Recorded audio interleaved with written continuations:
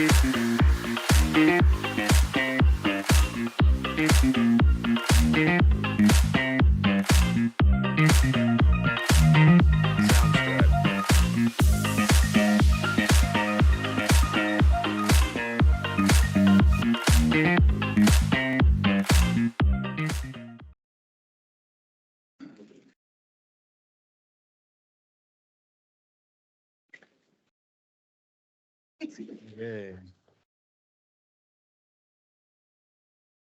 Ani Bojo, Jesse Steckley, Indigenous Cause, Wissahickon First Nation, and Donjaba. I work with the Business Council of Manitoba, so we launched an Indigenous WIL program about 4 months ago, and yeah, this is our panel on decolonizing work integrated learning. So decolonizing work integrated learning internship is important because it allows Indigenous students to bring their cultural perspectives and experiences into the workplace, which is important to all companies doing businesses in Canada and in Indigenous lands and territories. It also helps counteract the effects of colonialism by providing opportunities for Indigenous students to learn and grow in culturally safe environments, particularly important for bringing Indigenous people into the digital workforce. Decolonizing internships involves recognizing and addressing the systemic barriers that Indigenous students face, such as access to education, racism, and discrimination, and creating supportive and culturally relevant learning experiences and career pathways. So I'm going to invite my panelists to introduce themselves. Desmond, do you want to kick it off here? Of course. Thank you. All right. Yes, my name is Desmond King. I am a second-year student at BCIT right now. I am in the Digital Design and Development program. I am also a peer mentor that works with the Indigenous Initiatives Office at BCIT. I'm an Indigenous peer champion. And yeah, I do a lot of outreach and engagement, student engagement on campus. And I'm glad to be here today. Thank you for having me. Hi, everyone. Good. My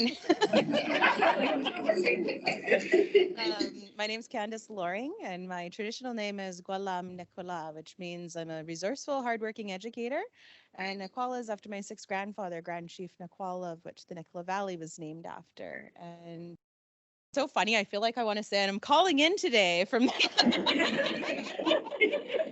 I'm coming in today. I'm joining from actually West Bank First Nations, where I reside with my family, but I'm a proud member of the Gitwangak band from the Gitxsan Nation up in North America.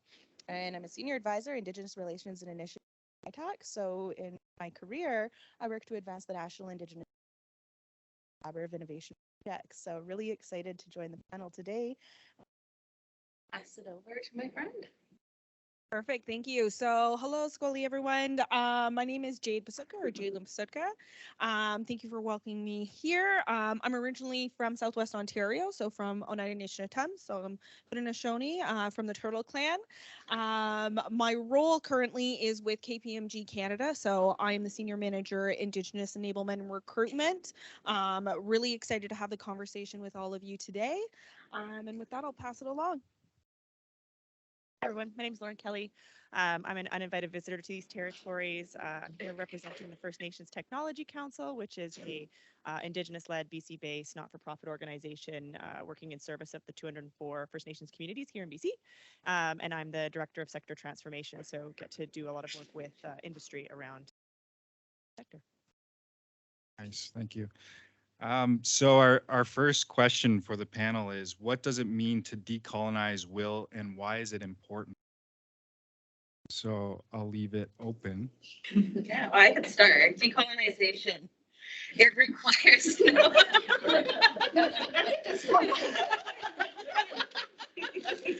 it's, I think it's one of those things that it's hard to contextualize for people who, what is decolonization?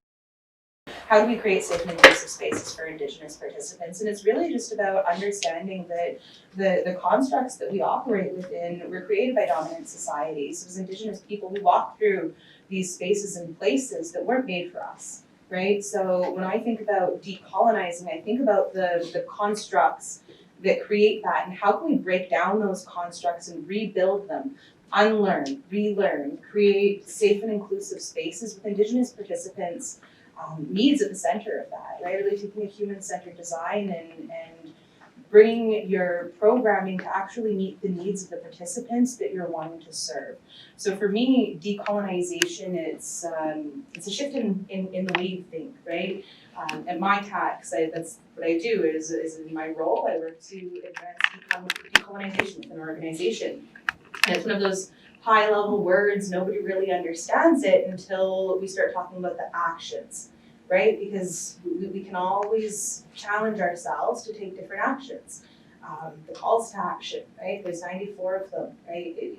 Start with education. And think of the 90-second call to action and the importance of learning about our shared colonial narrative. And there has to be truth before there can be reconciliation, and understanding the history that brought us to this space and place and time is the first part, but then thinking about those constructs and how you can recreate something better that creates an inclusive workspace where all people feel that they can show up and bring their whole selves to work without carrying that shame, because that shame was never ours to carry. It was colonial shame. It was never ours. So those safe spaces, just to be authentic and caring. And it starts with a conversation. That's, if you want to know how to position your organization to support Indigenous peoples, ask Indigenous people what they need. I'd say that's the best place to start. Does anyone want to jump on? I love that amazing piece. I guess I'll take a stab at it. Jeez. No, and really, I think just the piece that I want to add to this, because that was encompassing of like everything that I had planned to say. I think one thing to remember is to be mindful of inclusive of all Indigenous folks. So not just bringing in, one individual to say, okay, we're going to do a pan-Indigenous approach to this. It's really having that constant communication with various Indigenous, partners and communities, and making sure that they're an integral part of this process, that their voices are at the center of what's happening, and making sure that you're not putting the work on them to create these changes, and be really mindful, and it might be hard to do in some instances, to take a look back and understand that we are in these colonial spaces. So just understanding those barriers and the ways that we can break that down to be inclusive. And I work in the space of inclusion, diversity, and equity. And although I may, be specific to Indigenous representation or Indigenous folks across Canada, a lot of the practices that I do reflect in other, underrepresented groups. So a lot of those ways that we create inclusion for Indigenous peoples reflects an inclusion of all. So even as you approach this, I think it's to be mindful of, how can we be inclusive to Indigenous peoples, but how is it also going to show up in other areas, the ways that we can, create those spaces, and bring those voices in, and how are we honoring those voices as, most definitely not that, pan-Indigenous kind of reflection, but really being respectful of the diversity of Indigenous peoples, and meeting individuals where they're at. Great. Thank you, Jade. So what are some of the key considerations when designing internal WIL programs for Indigenous students, such as the need for culturally safety, trauma-informed approaches, and importance of community-based partnerships? And I guess within my WIL program, we have a safe space training. So there's a cultural competency training for our non-Indigenous members and our Indigenous students. So that kind of creates the safe space for those involved. Jump in there and add some more. Yeah. Yeah, I think in terms of creating safe spaces and when we're talking about inclusion, it often focuses on supports for people versus looking at the system itself, and talking about decolonization, talking about acknowledging those truths. A part of that too is looking at the values that underpin all of the constructs and all of the systems that we exist in. And so another, area to explore and really understand is that, it's white supremacy values that created the systems that we currently operate in. And it can be really uncomfortable to be in those conversations and talking about that. But I think if we only look externally and just create like a cultural competency, how to make somebody feel comfortable versus how do we actually deeply reflect on the ways in which we all exist and interact in these systems and how they harm people. So I think that learning, I'm always saying learning is doing, because we often focus on actions too. So deep learning around white supremacy is an important component, and anti-racism work as well, that it can't just be this surface level education.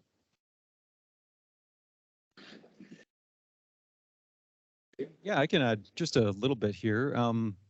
I think that the cultural training is very important, and it starts obviously at the high level at the company. I think that can do a lot to change some hearts and minds. But also I've been thinking about this concept lately too, about leveraging tech, right? How can you leverage tech to make it easier for Indigenous, especially like me, like a student going into a work in an integrated learning environment? How can you leverage tech? How can you think outside the box and use tech in different ways, right? So one thing that I was just thinking off the top of my head last night is like remote learning, right? Might be able to help ease students into that work integrated learning environment, right? Or even hybrid, right? Might help a lot too. So I think that a lot of out of the box thinking and leveraging tech to help with that would go far. And again, it's like I said, it starts at the top with cultural training. I think that can go really far in companies to introduce Indigenous students.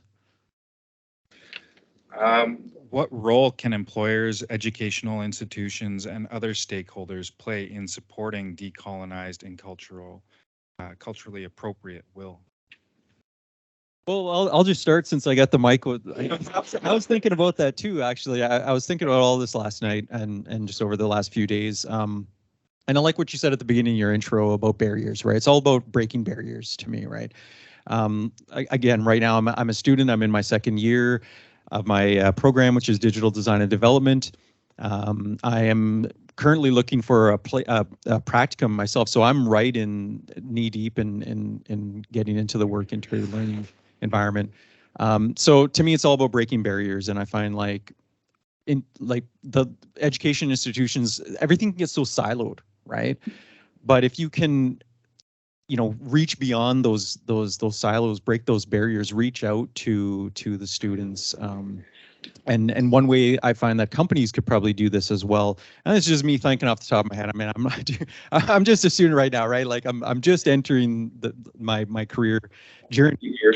But I think what companies can do is they can reach out. They can, because it's a two-way street, right? This process, right? So companies can reach out. Companies can reach out to Indigenous offices on different campuses and stuff, and that would go quite far to ease this transition into work integrated learning. So yeah, just a few thoughts that I had from kind of a student ground level. Yeah. Great. Thanks, Desmond. Ew. Well, it's you think of qualifications. We put all these qualifications on a job description or prerequisites to get into a program, and are they really needed? I'm a grade 10 dropout, and I'm a couple weeks away from finishing my MBA, and I have a business degree from UBC. And I walked across that stage as a grade 10 dropout because of equitable access. So I entered into UBC as an access student, and in 4 years was able to obtain a degree. It wasn't that I took a different program than anyone else. I was sitting in the same classes, doing the same business courses, graded on the same level, but it was equitable access that got me into that space and place to give me an opportunity, to give me a chance to be there. And then it was the holistic wraparound supports and everyone that was along the way to help me in that journey. Because when I started university, it was also a lot happening in my life. I lost my mom in my first semester, other family members. I almost lost my son. And when all of those challenges that came across my path that I could have chose to give up, I could have choose a different path, but I kept going. But it was everyone who was along that journey that supported me. I think about UBC and the Aboriginal Access Program, now the Indigenous Student Service Center. Dr. Deborah Buzzard, she recruited me to my tax, right? Like to have the Deputy Vice Chancellor reaching out and connecting with me. Like I went through imposter syndrome for so long with that journey. But even now, like I get invited to these spaces and places, and people are shocked to find out that I'm just a grade 10 dropout. I like to sort of breeze over like about a decade of my life and call it the transitional years. I overcame adversity. Those were the transitional years. You know, there was a lot in those years, but it was because somebody believed in me. It was because people within the academic institution seen the importance of increasing the Indigenous representation at UBC. Only 4% of Indigenous people meet the prerequisites to get into UBC. So they're trying to look at how they could increase Indigenous representation. Was equitable access, guaranteed access. If you apply, you get in. And through a bridging program, I went straight into my second year of business management. And 4 years later, walked across that stage, and I'm a couple executive MBA from SFU. So it's about understanding where people are at in their journey, meeting them there, and then walking alongside them. Not thinking that I don't need a savior. I just want somebody to walk along beside me and navigate those obstacles and barriers and remove those barriers. If we can't remove them, then we get creative and find out how to get around them. That's what I do. I'm a professional colonial obstacle course navigator within a research funding organization. I think that's a good way to segue into this next question. Just because I feel like a lot of the stories I heard from the students that I spoke with, the diversity of challenges, like where they came from, what they overcame to just get out of their bad situation and into school, or get an award to change things around for themselves. What are the challenges or barriers that exist in implementing the decolonized and cultural WIL, and how can we overcome those?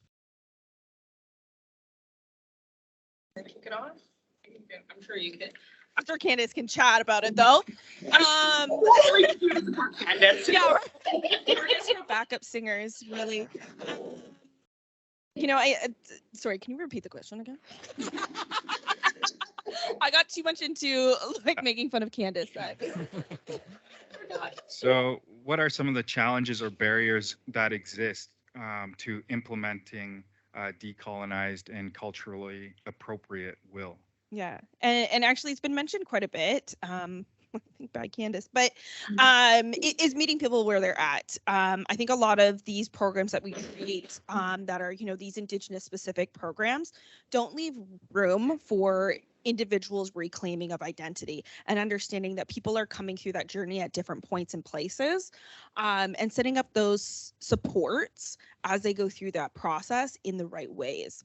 And I see it time and time again with Indigenous programming where, you know, you're coming in and you're part of this Indigenous program and they're saying you're empowered and you have this voice and you're doing all these wonderful things, but it doesn't leave space for you to be in that reclaiming and understanding what does your Indigenous identity to mean to you and what does it mean to your career, and how is it that, you know, you're an associate or you're an intern and you're not the Indigenous associate or the Indigenous intern. You're an intern, you're an associate that happens to be Indigenous and you bring your identity with you in these places and spaces, but not having that as the central, like, you know, creating that almost tokenism of coming into these organizations and, you know, sitting around a table and maybe you're the Indigenous associate and something Indigenous related comes up and everybody's looking right at you to see, you know, what kind of reaction are they having, you know, what should we be doing, and I think it's just to be mindful of those when we're creating these programs, that really is, you know, creating equal access for everybody, but meeting them where they are.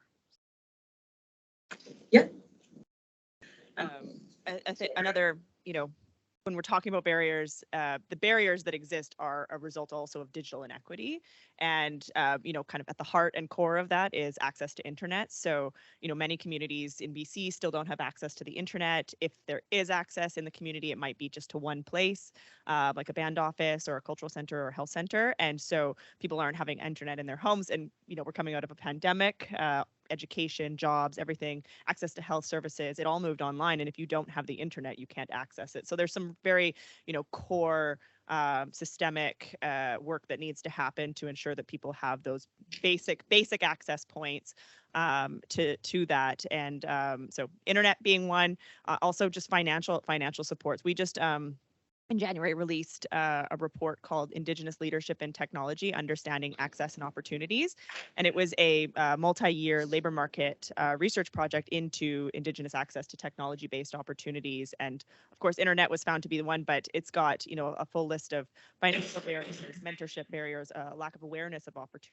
So there's some really clear intervention points that can happen, but through the funding, I think also of Indigenous-led organizations that are doing the work for communities.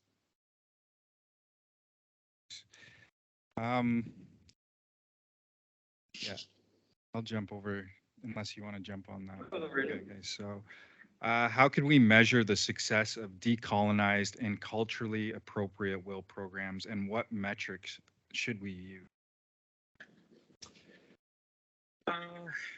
Well, as a it's tough for me to measure because I'm entering the work in integrated learning. I'll just make a point about. I agree with a lot of what was said just a second ago here, and I'll just make a quick point about going back to the last question. I think another thing too is that will help is collaboration, right? The more companies can come and break those barriers and collaborate with Indigenous offices on campuses, I think will go far to help overall. But in terms of measuring success, I think I'll pass it off to one of my colleagues here. I'm just entering this realm here. So defining success is very individualistic. So I think you can't approach it and just create, well, this is success, right? You can't, it's not defined in one singular way. It's defined individually by each of the participants.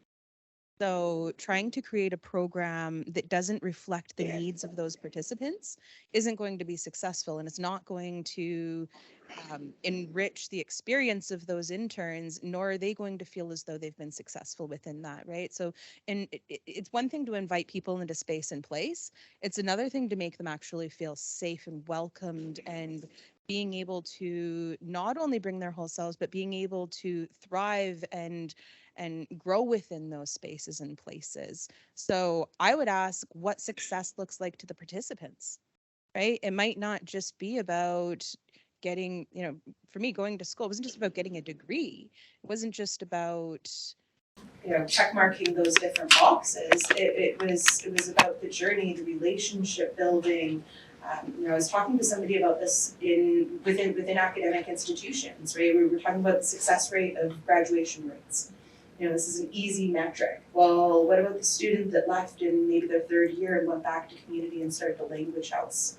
What about, just the students who went home to care for their family and were able to bring that knowledge back in some level? That was success.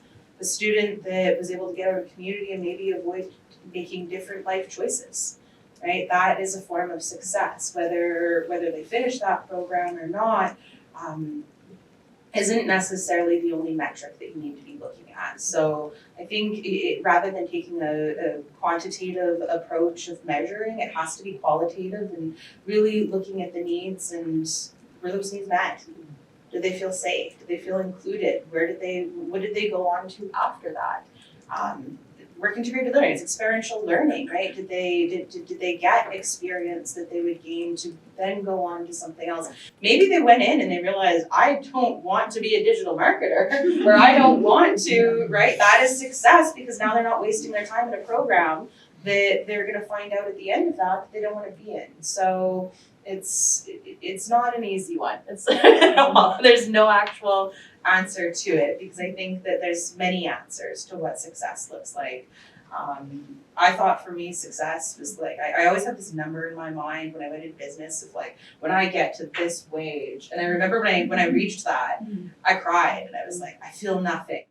And Jen inside, no, I'm not, but it was because I created this idea of but it was a colonial idea of success, right? Get the house, get the little Tom and the kids and you get all these ideas of what success is, the vehicle I wanted. None of that actually adds to my happiness. My success is my kids, and at the end of the day, my kids are happy and my family is safe. That's success for me. And so my new definition personally is happiness, and trying to just like find, I'm actually a really happy person, but that's my goal, is to just, how do I just make myself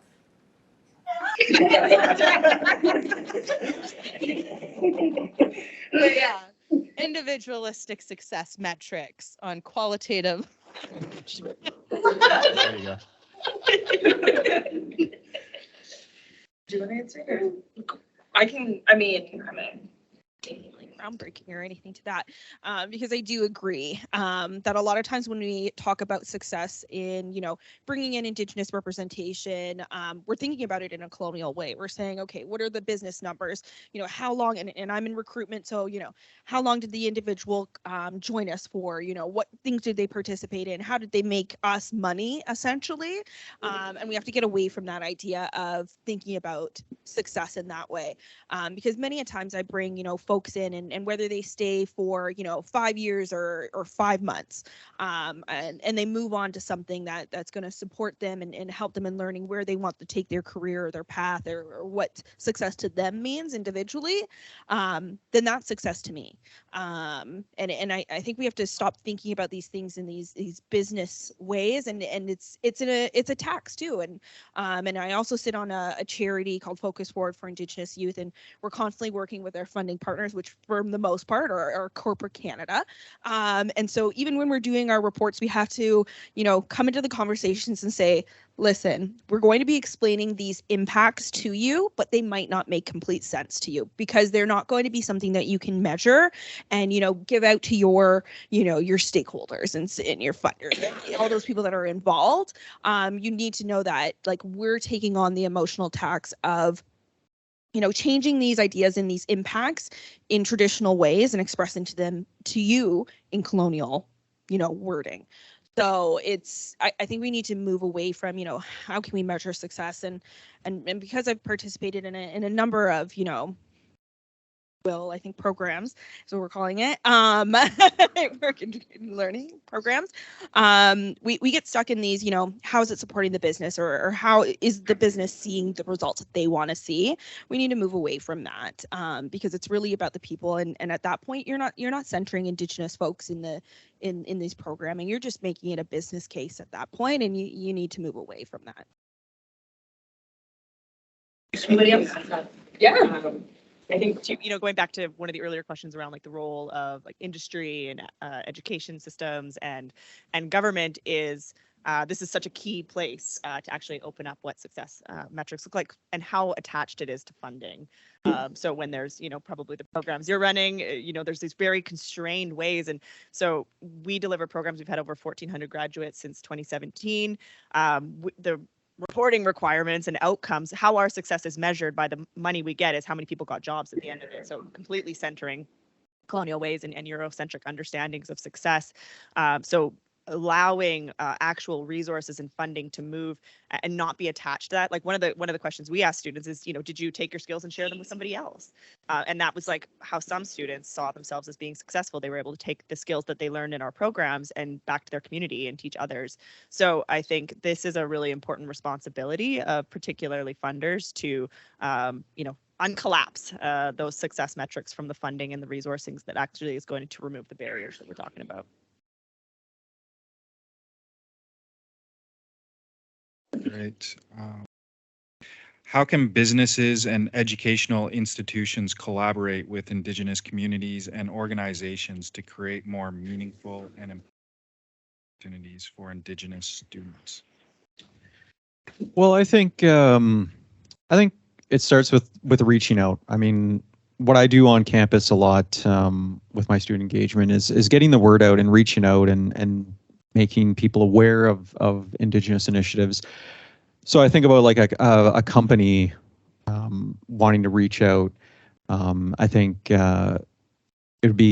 it's great for them just to get the word out and reach out to communities, do the research, go out on their own and look for these communities that might have some students or even individuals that are interested in tech, right? I think it's like taking that first step to, again, breaking barriers, right? Yeah, I think it's like, again, it's like a two-way street, right? Like, so it would be great if like companies kind of took the first step as well, right? Because we're all kind of in this together. Yeah, so those are my thoughts. A lot more collaborative, again, right? Oh, anybody want to add anything to that? Sure. Well, it has to be. Be an inclusive whole systems approach too. Like this idea, it can't be a sectoral strategy. We're going to increase Indigenous participation and do nothing else within the entire Organization. There you go in, take talent, and then see you. I'll maybe talk to you again in my next recruitment cycle. Bye. Yeah, exactly. And will those participants be there? Let's go back to that. I'll see you next September 30th. Pretty much. But with that, when you think of a whole systems approach, the reality is can't be that sectoral strategy. It can't be just about representation. It's an entire organizational shift, right? It's like equity, diversity, and inclusion. It's the work that I do too, alongside decolonization, is it's a shift in mindset. And we don't need a savior. I said it before, we don't need a savior. And this is one of the things that I struggle with the most working within academic institutions. Is there, the water problem, they all have solutions, but they're not asking what the problem is from the people who actually are in those spaces and places, right? That's where we need to start, is whole systems approaches, inclusive design. It has to be human-centered. Don't create a program thinking you know what people need. And I've done this. I've been part of this. I've made that mistake. And I remember I was working with Let's Talk Science, and we're very much in the graduate research and innovation space, and me and my colleagues were mapping this out, and we met with the the teacher leaders. And they were looking at it and like, you realize these are like high school students, not graduate students. And we went back and then we actually listened to the participants, right? And tried to create that. But it really is about having the right intentions. There's going to be missteps along the way, but it takes bold and courageous action to walk into those uncomfortable spaces, because it's not easy. It's not. It's going to bring up uncomfortable conversations. Learning about our shared colonial narrative, it's very uncomfortable, right? But you know what's more uncomfortable than hearing about it, living it. And then having to go into spaces and places and teach everybody around you about that narrative. And that's the cultural tax that so many of us Indigenous people have when we're hired into positions. I've been in so many different roles. I worked in banking. You go in, you get a job, and then suddenly everything Indigenous is your second job off the side of your desk, and it's a cultural tax. As a student, I sat in those business classes and suddenly would have the professor calling me out, asking for my Indigenous perspective. I wasn't there to teach. I was there to learn, right? So safe and inclusive spaces, don't tokenize the students, but really just, what do they need?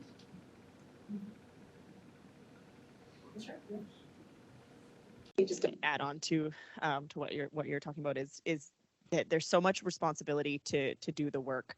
Allyship exists at an individual level, at a family level, at a company level, and so doing that deep learning and understanding, like if you can Google it, don't ask your Indigenous employees, and so learning that history, but also learning about emotional tax, learning about emotional labor, learning about microaggressions, so that when you come to the table to build that relationship, you're not requiring that person to get you to that level, and you're doing the work to understand, as a white person like myself, understanding what role I play in dismantling the status quo because of the privileges that I hold. So a lot of learning, a lot of deep work reflection, alongside the relationship building and the collaboration pieces is required.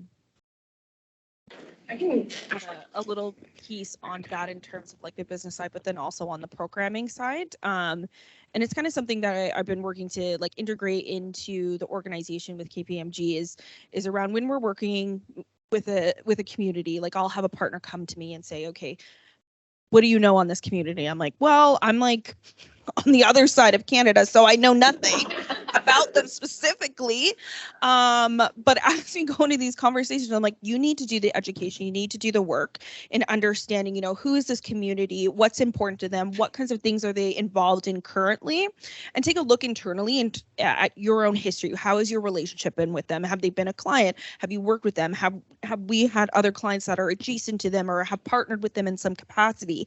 So taking on that learning to understand that as you go into these conversations. And I also say, prep yourself. Like know about the internal Indigenous community within the organization, know about the external Indigenous community that you're meeting with, and bring those into the conversation, because even as I recruit individuals, from different communities, it's not about me going in there and saying, hey, I've got a job. Nobody's going to respond to me. You need to really build that relationship and know, your history, understand and be realistic about it. Because, as I've come from like banking and firms, we like to pump ourselves up a little bit, or a lot. We do all these great things and I'm like, yeah, but what did we actually do? Like what were the results? You funded, you sponsored something, but how did you actually, leverage some of the knowledge and skills that you have internally to support them in other ways? If you didn't, then that's great that you offered some dollars. That's wonderful. But did you really build a relationship with them? I don't think so. So I think sometimes we have to be a little bit harsher on ourselves as well as our organizations. And I fall into it too in the ways that I approach community and the ways that I sometimes approach candidates. And I will also say younger candidates, they do not care. They are out there for blood. So they'll ask those tough questions if you're looking at them and you're building these programmings for them. They're like, well, tell me about it. Like, tell me how I'm going to be supported. Tell me about who's participating, at the top level, who's going to be in charge and who's going to be really pushing to make sure that like this program is for me and what makes sense for me in my career. So I think those are just some things to kind of keep in mind when we're thinking about how we partner with communities, because it really is a holistic approach in talking about, what is our history, how are our services supporting you, or how can we offer or leverage some of our knowledge and bring it back to community, and how are we, working to make impact and create, actions towards reconciliation as an organization, as an individual, and how are we bringing that back to the community? Great, and I think we'll try to fit one quick question here just to cap things off. What are some examples of successful, culturally appropriate WIL initiatives you've been a part of, and what made them successful? That's a great one. We actually just rolled out actually it's in its second year now, Clear Seas Marine Shipping.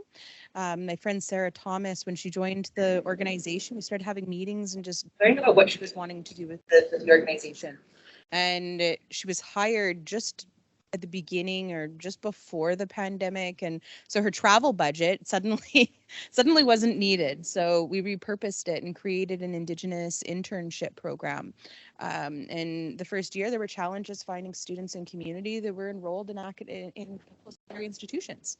So in partnership with BCIT and their friends there, they created a course, created a program so that Indigenous youth in the community could be enrolled at BCIT and were suddenly eligible at that point. So for me, what it was about was we didn't pre-script how those internships would happen. It was about finding youth in community, and not just youth, Indigenous participants in community that wanted to do internships, and what they were passionate about. What did they care about? What did their community care about? And then they were able to create their own internships and research projects around that. And because of the support of DC, we were able to now in the second year anyone who applies would become eligible because they can enroll in the program. And then of course Sarah Thomas is amazing. So having an Indigenous person program, representation matters. And if you don't understand, have the deep lived experience, it's not something that can be learned, right? So if you don't have that in your organization, then find people who have that in their organization, or support your company, consultants, and ensure that Indigenous voices. I'll just add a little piece to kind of build off of what you had said about, you know, just having successful programming. What I've found to be really successful is that the programming isn't rigid.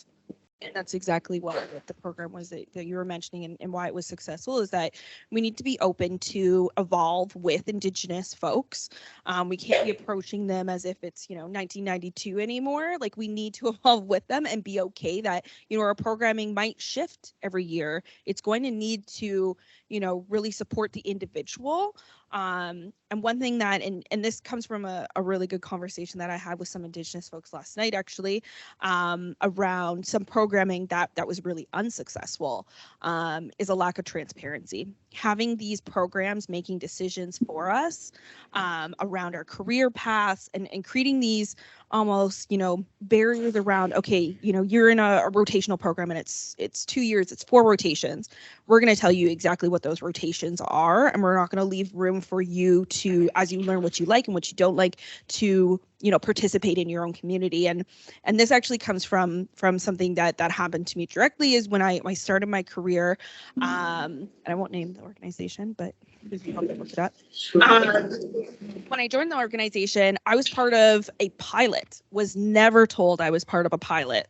I only found out, I would say 4 years into my career there, when somebody who had led that let it slip that I was part of this pilot. So, and then as I look back, I was like, there were a lot of nudges that I didn't realize were conversations being had about me outside of when I wasn't in the room. So like, my career there was basically predetermined.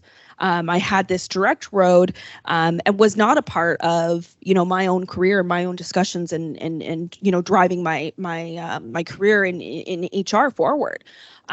Whereas, like, compared to when I was with an Indigenous organization, I was part of those full discussions. You know, they kind of said, "Do you want to do this? You like it?" And I'm like, "No." They're like, "Okay, we'll move on. Like, let's try something else." And it, you know, I was part of the process. Whereas in other cases, keeping this, you know, hidden behind closed doors, and not letting people participate, and excluding them from, you know, everybody else who gets to discover their career path, is really, really toxic, and really, you know, breaks you down a little bit. So I think it's just also being mindful of the transparency that we create in these conversations with people who are participating in these programs. Great. Thank you very much. I think we'll end it there. You can do a question or two if you want. Yeah. Okay. We'll take a couple questions before. Are they all for Canada? Are they?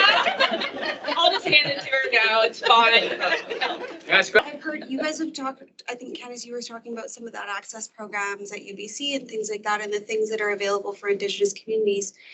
What about what's out there for Indigenous individuals that have to self-identify? So as somebody who's a white passing Indigenous woman, and I have to self-identify because I don't have the ability to get those documentations to prove my Indigenousness, I've been rejected from some of these programs and things like that, because you have to have that piece.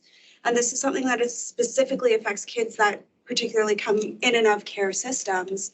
And so it really creates a barrier for those individuals that are trying to access these programs. So what are your kind of thoughts around how to create that accessibility for those communities? Yeah, I'm a firm believer in self-identification. The re-traumatization of Indigenous peoples to prove their identity. What other equity deserving groups do we ask to prove themselves? Are we going to ask LGBTQ2+ individuals to prove their identity? Why is it acceptable for us to ask Indigenous people to constantly be proving who we are? We're disconnected from our identity by it's not our fault, right? It was all assimilative practices that led us to be in this place in time. I have the privilege of knowing where I come from. My sisters are both really fair, and when I was born, my German grandmother, the first time she looked at me, she said, "Oh, don't worry, dear, she'll lighten up," to my mom, because it was so dark, and she was so concerned about me being high in Indigenous stereotypicality, and I can't hide from that. I walk into rooms and they see my dark skin, they see that I'm Indigenous, and in some ways that's been a struggle for me, but in other ways it's also been a benefit for me when it comes to my identity, because I don't have a question of who I am.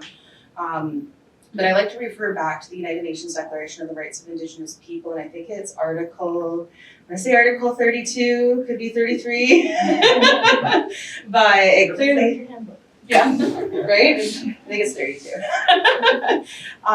The Indigenous people define identity, right? This idea of a status card, citizenship, is what we're hearing a lot right now within the academy. That's a colonial construct. Blood quantum. So at what point is my blood quantum not enough to be Indigenous? Or this idea of how I live my life. You know, I'm not out hunting and it's like, okay, I've tanned hides and I go, I'm doing stuff, but that doesn't make me more Indigenous. And I had the privilege of being connected to community. I had the privilege of having my grandmother, Chief Gwinnenoch of the Lac de Blue clan, my father, Wing Chief Sudi, now my auntie's Chief Gwinnenoch. That's to me, that's privilege, because I know my identity on one side. The other side of my family, my grandmother, my matrilineal side, we searched for her for a long time. My mom grew up not knowing the love of her mother, not knowing who she was, and struggled with that identity. We found her this year, and it was through her obituary posted on a band page. And under that obituary, I seen somebody refer to her as her grandma, and I found my cousin. And I learned that she went to the Kamloops Indian Residential School. She met my grandpa when she was 14 or 15, had 5 kids before she was 20. He was really abusive. He was this white male that was really abusive, and she fled from him and ended up in another tough situation elsewhere. But that identity on my mom's side of being raised by her German father, you know,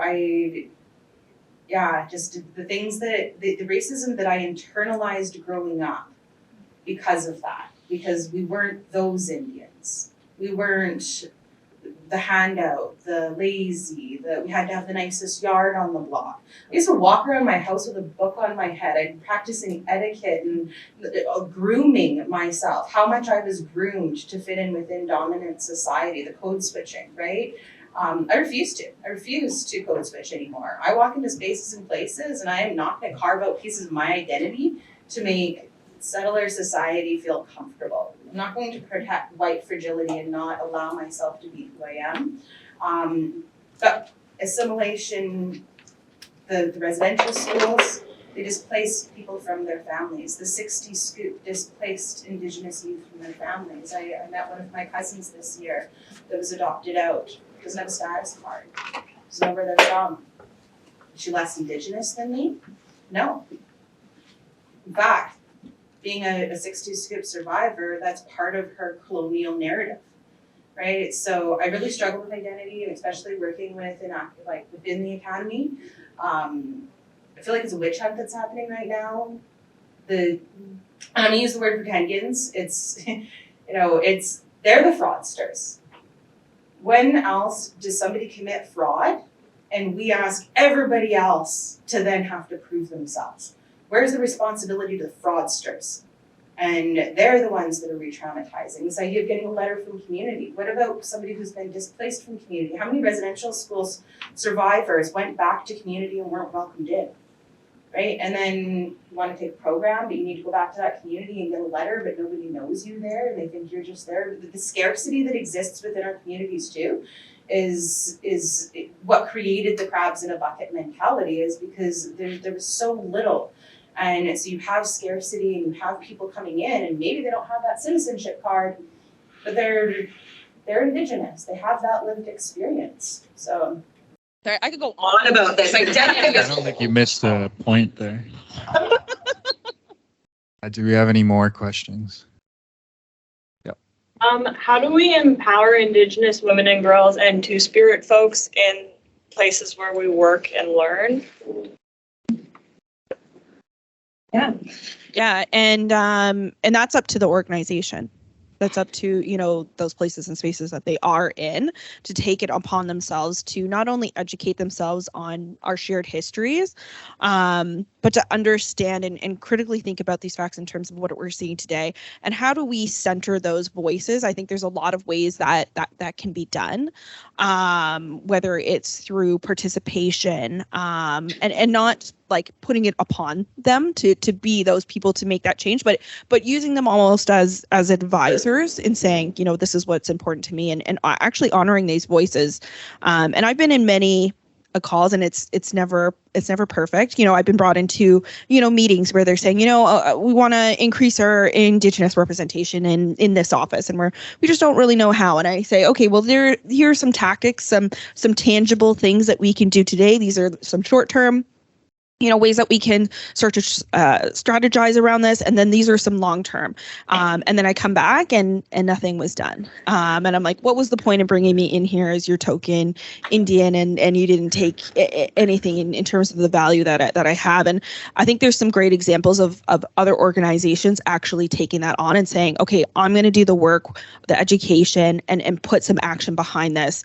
And I will like call it one thing that I have seen very recently within my own organization was that we had a group of Indigenous interns that came in, and we were doing a brainstorm, and our internal ID&E team was there, and they were saying, you know, we're talking about mental health. It's a very important thing within KPMG.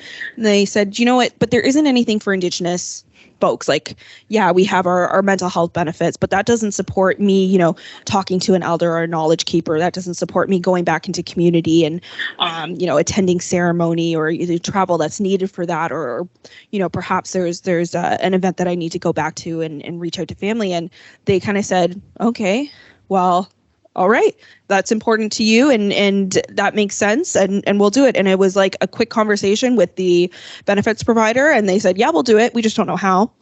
Like, just tell us how to do it. And it's very open, and it's and now there's, you know, an additional component to it. There's an additional benefit that individuals can reach into to say, okay, I want to seek an elder, I want support in this way.